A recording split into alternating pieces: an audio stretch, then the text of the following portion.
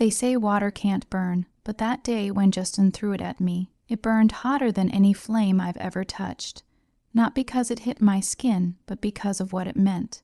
The laughter that followed, the cruel satisfaction in his eyes, it told me exactly who I was in his world. Nothing. Hi, I'm Kali, and before I tell you how I turned my pain into power, I want you to take a second comment, share, and subscribe to her Retaliation, because what you're about to hear isn't just a story. It's a journey from betrayal to strength, and I promise it'll leave you speechless. I was 26, living in Louisville, my tiny studio apartment cluttered with canvases, brushes, and half-empty paint tubes. Art was my escape, my way of breathing when the rest of the world felt suffocating. And Justin was the storm I could never escape. He knocked that evening like he owned the place, his presence larger than life, his confidence dripping with entitlement. "You look busy," he said, stepping in before I could respond, eyes scanning my half-finished painting. "But we need to talk." My stomach sank. "What about?" He placed his phone on my table. On the screen, a gold Rolex gleamed under the light. "I need $18,000 now." I blinked, thinking it was a joke. $18,000 for a watch. He leaned in, voice low, sharp. "For my image, Kali. My career needs it. People notice appearances. You wouldn't understand. You're busy playing with colors." Playing with colors? That's what he called my life's work, the thing that kept me sane in a family that had always favored him. "I don't have $18,000 to throw at your vanity," I said calmly, though my heart raced. "You want a watch? Buy one yourself. I'm done funding your ego."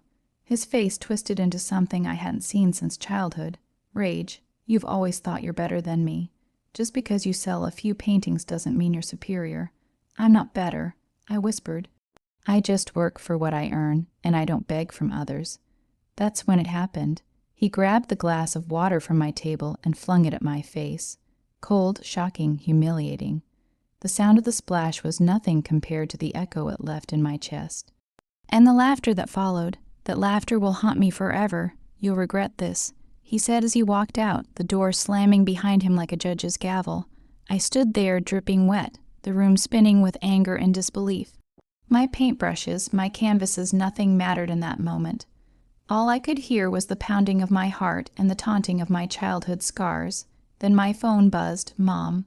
Her text was short and cutting. "Your brother told me what happened." "How could you refuse him? You're being selfish again, Kali." Selfish. That word. It had followed me all my life. From the moment Justin excelled in everything and I quietly worked in the shadows, to every family gathering where my accomplishments were overlooked, I was always the selfish one. Always the problem. I sank into my chair, hands shaking, staring at the water dripping on my studio floor. My life, my work, my dreams all drowned in the shadow of his arrogance and my parents' blindness. But in that moment of humiliation, something changed inside me. Anger, sharp and cold, started to mix with clarity. I realized something that day. I was not powerless. I was not the invisible sister anymore. I dried my face and picked up my phone. Justin didn't know I had been recording our interactions for months, his cruel boasts, his demands, his manipulations. Every selfish word, every condescending laugh, every time he tried to make me feel small. It was all there. I started planning, quietly, carefully. This was not a storm I would fight with rage alone. It would be precision, strategy, and patience. Over the next few days, I observed him. At work, in social gatherings, even in family dinners. Every arrogance, every assumption that I would forgive or forget was noted. I mapped out moments, recorded conversations, documented evidence not out of spite, but out of survival. I remembered the night of my first gallery showing when he came just to belittle my work. The way he mocked my colors, my ideas, my very existence. I had cried that night, alone in my apartment, letting him win again. But this time I vowed he wouldn't. I would turn the tables. I would take my pain and craft it into power, and he would see exactly what it meant to underestimate me. I started small, playing casual, calm, and unsuspecting in front of him. Every time he demanded something, I nodded, smiled, and silently recorded. Every condescending remark, every boast of superiority, it was fuel. By the end of that week, I had enough. enough to confront him where it mattered the most. Not at home, not in arguments, not in childish confrontations, but in front of his colleagues, his boss, and the people who mattered in the world he cared about. The plan was simple yet devastating. I would expose him, but not angrily, not with shouting. I would do it with facts, recordings, and evidence. I would let the world see the brother they idolized for so long for exactly what he was entitled, cruel, and blind to the people who truly cared. Sitting in my studio, staring at the ceiling that had witnessed so many tears, I felt a strange calm. The fire of betrayal had been transformed into a quiet, burning determination. And that, I realized, is when power truly begins, not in striking back blindly, but in waiting, preparing, and knowing exactly how to win. I smiled to myself, almost gently. Justin thought he had won that day when he threw water at me. But he had no idea what was coming. That night, I set up my first recordings, labeling each file with care, every interaction logged and saved. I wasn't reckless. I was meticulous. I prepared my evidence like a puzzle, waiting for the perfect moment to place the last piece. By the time he walked into the oak room, dressed in his arrogance, confident that he could charm anyone, I would be ready. He would not leave that night unscathed. I closed my laptop, the weight of anticipation heavy but satisfying. The transformation from hurt to strategy was intoxicating. I realized that pain could be more than a burden. It could be the sharpest tool I'd ever wielded, and so my journey began. From the splash of water that stung my skin to the calm, precise plotting of revenge, I was no longer the invisible sister. I was Kali, and I was ready to claim what was always mine: respect, acknowledgement, and the quiet satisfaction of seeing someone who underestimated me crumble. The week between the splash and the oak room felt like walking on a wire above everything I'd ever known. Each step had to be deliberate, each breath measured. I moved through my days with a practiced calm that surprised even me. Friends called it composed. But inside, I was a storm cataloging evidence and rehearsing the moment I would stop pretending to be small. I didn't tell Daniel everything at first.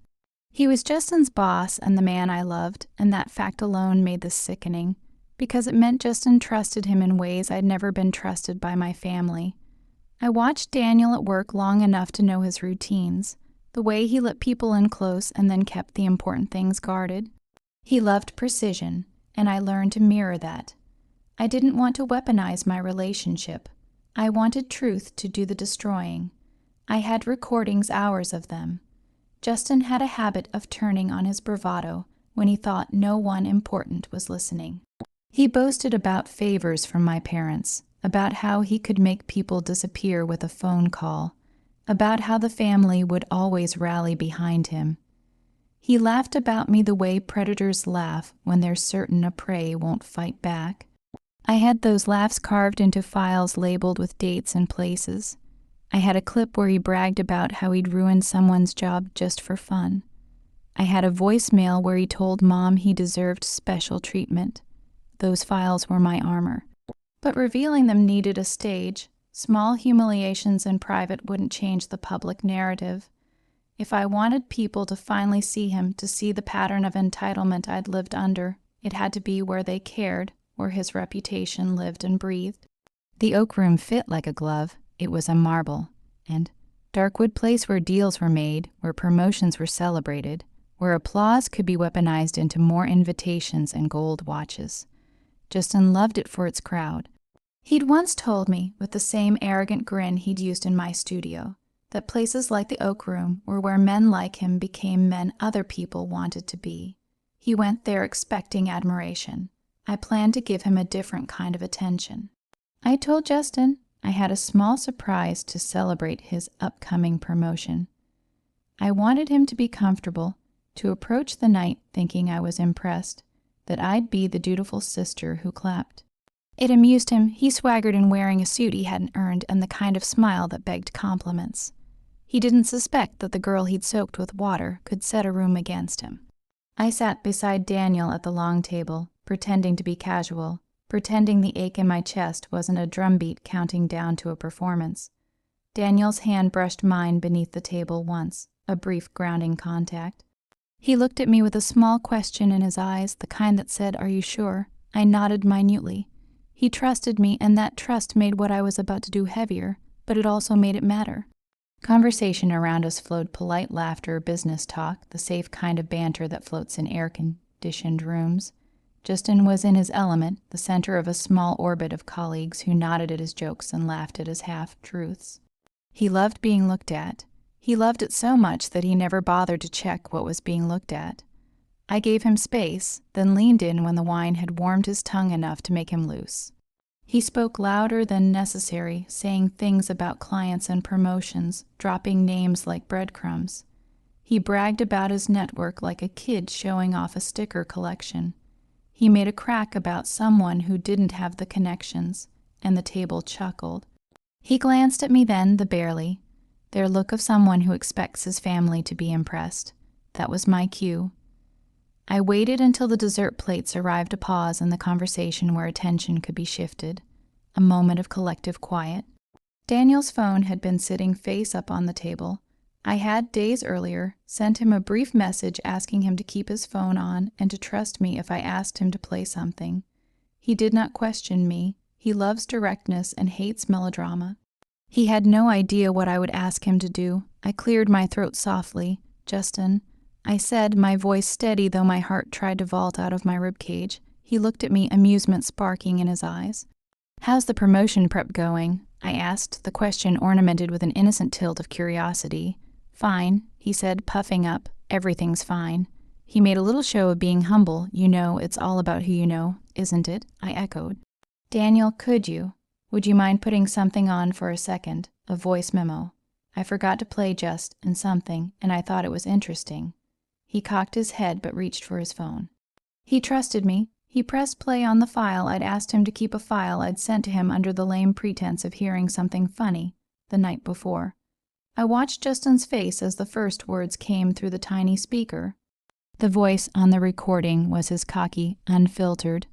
"You see, I told them I could handle anything. I told them I could make people disappear. Remember how I told Mom I'd take care of that? She stood there and clapped like it was a miracle. They don't see what I do for them. They only see me when I ask for what I deserve." Laughter bubbled from the recording, his laugh, the one that sounded small and cruel. The table's hum dimmed. Someone near the end of the table tilted their head, puzzled. A fork paused midair. The room's glow focused like a spotlight, searching for the source. He laughed on the recording about favors and cleaning up messes, for people who owed him, and then a line that felt like a guillotine blade. "It's funny Collie thinks she's so talented, trying to make a life of colors, but she's selfish, always taking. She doesn't understand how family works." The sound hit the table in waves. I watched faces change, colleagues swapping looks, the polite smiles narrowing into the thin lines of people recalibrating information. Justin's smile slipped, then hardened into denial. "What is this?" he demanded, his voice losing its practiced charm. I let Daniel keep the phone on. "You said you like to handle things, Justin," I said softly. I thought everyone should hear what handling things sounds like. Panic flared in his eyes, the animal look of someone who realizes his den is being exposed to daylight. He lunged for Daniel's phone, but Daniel moved faster. The power in the room was not mine. I had only provided the match that would light it. For a second it looked like a fight, like someone could simply snatch the evidence and delete it. But arrogance had left him sloppy. He'd never expected me to plan. "Get that off," Justin hissed, the words forced through teeth. "Who sent you that?" "You did," I said, "to people who thought you were their friend, to people who thought your jokes were harmless." My voice didn't tremble. I had to sound hollow, otherwise he'd claim theater. I needed the clips to read like a portrait, not a tantrum. Murky murmurs swelled. Someone asked, is that Justin?" He swore, a string of words too ugly to be said aloud in a room that prided itself on manners. He said, "You planted this. Planting requires soil," I said. "I've just been collecting what was already there." The truth landed like ice. My mother's face ghosted through my mind, the text still fresh in my memory and the sting of her judgment. I hadn't wanted to humiliate my family publicly. I wanted accountability. But watching the subtle shifts in the room, the way a man who had been given space to perform Was suddenly being judged by the audience he'd courted felt like a release I hadn't expected. Justin pushed back then, raising his voice and shifting the narrative toward betrayal. You wait. He spat. You'll see. You always make things up. At least I make things with my hands, I said. The words were sharper than I meant, carrying the weight of all the nights I'd been dismissed. I could see the colleagues around him glancing at each other, eyes moving like a wave. One of them was a woman named Claire, who had once congratulated Justin on a client win, and whose smile now looked thin and uncertain. Daniel's expression was not shock, but a slow, difficult comprehension. He had known Justin's charm, he had believed in it. The recordings, one after the other, wove a tapestry of entitlement. There was the voicemail about favors, the brag about special treatment, the offhand comment about me being selfish. Each clip landed with surgical precision. I can't believe this, someone murmured. He told me how he handled X account, said he used family to smooth it. He said he'd ruined someone for sport. Another voice said. The room started to rotate around Just, in the way a flock of birds does when one of their number falters. Eyes that had been mild now carried a measured judgment. The applause that once awaited him was replaced with awkward coughs and the rustle of napkins. A man who had ridden on smiles discovered the ground beneath him was no longer safe. He tried to claw back control to charm. You see, this is manipulation. She's manipulating people. He gestured wildly, chest heaving. But the gestures looked small, petulant. Charm required an audience willing to believe you. Daniel, who had a company to run and reputations to protect, had the clarity to act. The glow in his eyes that had always been reserved for me hardened into something else, disappointment perhaps, but also an ethical anchor. He spoke with a voice that sliced through the chatter. Justin, we need to talk about this privately. Privately. The word had once meant protection. Now it was a courtesy extended in a different tone. Justin's colleagues peeled away as if from a contagion. He was ushered out, not with the warm clapping he expected, but with the quiet hum of people recalibrating their alliances. What followed over the next 48 hours felt like being underwater and watching a tide I'd started sweep the shore. Justin's promotion was frozen pending an internal inquiry. Emails circulated the kind that used clinical language to mask personal judgment. A few clients who liked the old Justin called to ask questions. Nervous managers made the safe decision to distance. Daniel moved carefully, as someone who didn't want to break a family, but also had to preserve a business. The parents reacted like people at the center of a minor storm that threatened the picture they'd been painting for years. Mom called, voice tight with controlled outrage. How could you do this to your brother? She demanded, the words clipped with judgment. Dad, who had once praised Justin for being a leader, sounded confused as if two different men had been described over the phone. I didn't shout at them. I told Mom simply I didn't make him say those things. I didn't create what he is. My voice trembled because I wanted them to understand more than punish, but there was a steadiness now I hadn't had before. I kept records for myself because I was tired of being ignored. Records, she sighed. That's childish. You called me selfish, I said, and you expected me to pay for his watch. Maybe being the only one who speaks the truth looks childish to you, but it's the only thing I have left. The fallout wasn't instantaneous revenge served on a silver platter. It was slow, bureaucratic, and messy real changes that left a visible mark. Justin's colleagues who once whispered his praises now avoided dinners with him. His friends called less. People at work treated his name like a fragile object they were hesitant to handle. I felt both triumphant and hollow. The voice inside me that had been sharpened by years of dismissal felt. Vindicated, there was a satisfaction in seeing him finally face a mirror. But then, in the quiet hours when nerves frayed and victory tasted like ash, I understood a truth I'd skirted. Revenge doesn't stitch wounds closed. It rearranges the room so you can see the damage clearly. Daniel and I grew closer and further in ways I didn't expect. He admired the courage it took, but he also knew the cost. He would be judged for how he handled the fallout. He would have to make choices about loyalty and his company. He held my hand many nights and told me I'd done the right thing, but his eyes carried a weight I couldn't erase. Justin reached out and I ignored him. He left messages that alternated between threats and pleas. He showed up at the studio once, sheepish and wounded, but the sight of him reduced me to ash and iron both. I let the door close. I let him talk to the walls. On the day the investigation concluded, the company decided to remove him from several projects and place him on probation.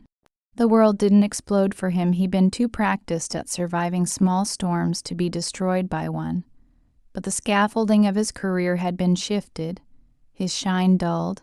He wasn't the untouchable center of gravity he'd always considered himself to be. Family dinners changed. The silence at the table was not the same as before. It was heavier, not the light neglect I'd been used to, but a wary, brittle quiet that suggested alliances were being reassessed. Mom still called, but her words were softer now, as if trying to find a new map of what to say, and me. I stood in my studio one night after everyone had retreated to the safety of their routines, and I looked at a painting I had started months ago, a canvas with a storm of color in the center and a thin, calm field around it. The colors I'd fought for seemed more deliberate now. I had acted and the world had moved. Yet the rawness remained, the small, private ache of the woman who'd been soaked with water and labeled selfish. I had exposed him, and the world had looked. But exposure hadn't erased the past. It had opened a door. It was a start. The victory was messy and incomplete, and that's how real things are. The price of being seen was steep. I realized that changing the narrative would not magically make my parents love me differently or fix every small humiliation. What it did do was give me a scaffold to stand on, a place to rebuild. It pulled the curtains back and allowed light to show where things had been hidden. That knowledge carried with it a dangerous and beautiful relief. I could choose to step back into the shadow of their expectations, or I could walk forward into a life where I measured my worth by my work, not their approval. I chose to walk, but there were still threads to tie, wounds to stitch with honest work, and bridges to decide whether to cross or burn. I had started something that would not be undone by apology. I had taken my voice and turned it into a force, and now I had to live with the consequences of speaking. I knew the ruin of Justin's image was not where this story would end, it was only the middle. The real work was what came after, rebuilding, loving without losing myself, and deciding whether forgiveness had a place in my life at all. I slept that night with a mind that no longer trembled at the memory of water. The water had pushed me into motion, but what carried me now was a careful, fragile hope that I could be whole, not by their definition, but by mine. The days after the Oak Room felt like walking on ice that could crack at any moment. Justin didn't speak to me directly. He sent messages that alternated between threats and fake apologies. Every time my phone buzzed, my chest tightened, but the tension no longer consumed me. I had prepared for this, mapped it like the intricate strokes on one of my canvases, and now, watching him flounder, I felt the quiet satisfaction of a storm I had summoned. I didn't rush. Power was patient, and I had learned that lesson painfully. Every action I took had to be deliberate. My goal was not to humiliate him for sport, but to make him see the consequences of his arrogance. I began contacting the people he had wronged over the years. Clients, colleagues, acquaintances, each call was a thread weaving a picture of the man I had always known. The brother who had tried to break me with water and words. "Hi, this is Collie Gibson," I said to the first client. My voice was calm, even warm. "I wanted to follow up on something Justin told you about me. There's more to the story, and I thought you should hear it directly." I could hear the pause on the other end. Interest, curiosity, uncertainty, that was the first crack in his polished armor. Every conversation added pressure to Justin's fragile world. Rumors began to swirl subtly at his office. He tried to dismiss them, laugh them off in front of colleagues, but I had left no gaps. Every boast, every cruel comment, every unfair advantage he had taken was documented, ready to be revealed. And when the day came for the final confrontation, it would hit like a storm no charm could shield him from. Family gatherings were the next battlefield. Mom and Dad still favored him openly, though I sensed their certainty faltering. I had thought about confronting them directly, but I knew that any fight would be futile if done recklessly. Instead, I let the tension simmer. Small remarks, subtle challenges, a look at the table that spoke louder than words. I didn't need to yell. The exposure had already begun to work its magic. The night everything changed was quiet. I had invited a few close friends, Daniel, and a handful of colleagues to my studio under the guise of a casual dinner. Justin didn't suspect me. He never did. He arrived, arrogant as ever, expecting praise and easy conversations. He had no idea that the very people he wished to impress were here to witness the truth. I began casually, letting him talk, laugh, and boast. And then, like a painter revealing the final stroke of a masterpiece, I played the recordings. One by one, his arrogance, his cruelty, his entitlement spilled into the room. Faces went from mild curiosity to shock, disbelief, and finally judgment. People whispered, colleagues exchanged glances. Even my parents, who had always turned a blind eye, couldn't ignore what they heard. Justin's bravado crumbled. His smile vanished. He tried to defend himself, to charm, to twist words, but the evidence was too complete, too precise, and too personal. I watched him falter and felt something I hadn't expected, a release. The burden I had carried for years of being dismissed and belittled began to lift. It wasn't a pleasure in seeing him fall, it was relief in finally being heard, seen, and respected. When the last recording played, the room fell silent. Daniel looked at me with pride, his hand brushing mine beneath the table. I nodded slightly, a silent acknowledgement of the journey we had endured together. Justin's face was pale, eyes wide, a mixture of anger and realization that nothing could undo this moment. Why? He whispered almost to himself. Because I deserved to be seen. I said softly, my voice didn't waver. And because I am done being invisible.